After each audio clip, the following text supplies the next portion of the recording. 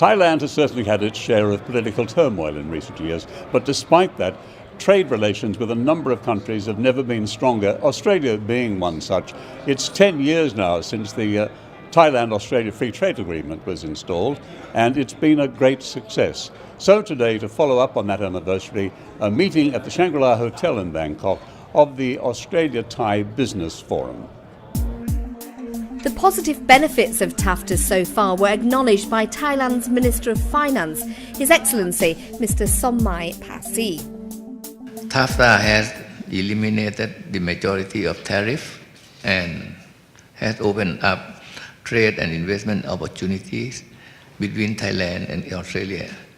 So since then, our export to Australia have increased significantly threefold, and our import from Australia have doubled.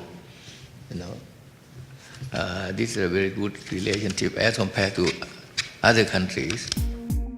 Many academics and business owners in Thailand also echo the attractiveness of business investment in the kingdom, even in the face of challenges. Thailand is rated very well for ease of doing business in the region. It's rated 26, which is the highest in Southeast Asia after Malaysia and Singapore. It also has very good linkages into ASEAN and also into North Asia as well. The Thais are very resilient. The Thai people themselves actually work hard, and the economy tends to keep going. It gets over its lows pretty quickly. Just because people get on with it. They get on with working. The main focus of the Australian-Thailand Business Forum was about looking forward and strengthening links between Thailand and Australia in the future, within TAFTA and beyond. We see an opportunity for Australia and Thailand to chart a new strategic direction and inject higher ambition to our bilateral free trade agreement. We want to work together to develop policy settings to foster real commercial opportunities for firms, not just in TAFTA, but through regional economic integration. Our trade and investment relationship has the potential to complement Thailand's efforts to drive its economy further. Changing global economies and the emergence of ASEAN Economic Community has had a huge impact on Thailand and Australia's relationship in terms of trade and investment. But it was suggested that this is a reason to revitalise TAFTA rather than let its relevance and past success slip away. But when you look at how the world has evolved since 2005, there have been a lot of head-turning moments when it comes to trade. And we're all human, we all like to look at the shiny new bright object rather than sort of the dull but worthy one in the background there. You'll pick it up and you look at what's bright and shiny and new, and that's what attracts your attention. And that's why the challenge of Australian and Thai trade negotiators and Australian and Thai businesses is to look to reinvigorate TAFTA.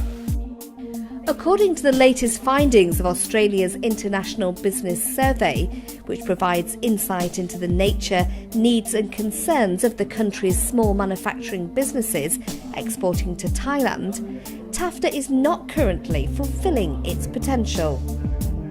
Out of 352 businesses that exported to Thailand, just 25% used the agreement. Again, 1 in 4.